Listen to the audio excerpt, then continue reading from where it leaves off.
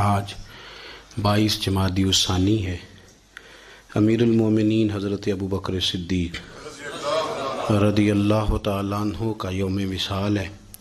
حضرت صدیق اکبر کا یہ مقام ہے کہ افضل البشر بعد الانبیاء، یعنی نبیوں کے بعد سب سے افضل شخصیت کا نام حضرت صدیق اکبر، اور خلیفہ اول بلا فصل امیر المومنین حضرت سیدنا ابو بکر صدیق رضی اللہ۔ آج آپ کا یوم وصال ہے، اور ساتھ ساتھ آج 5 فروری بھی ہے، یوم یکجہتی کشمیر۔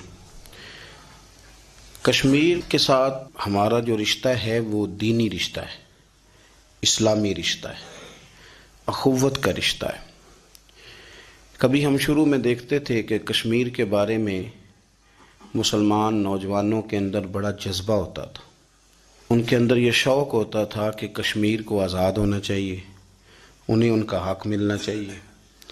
اس کے لیے مسلمانوں کی آنکھیں، ان کے چہرے اور ان کے جذبات عکاسی کرتے تھے کہ بڑا پیار ہے۔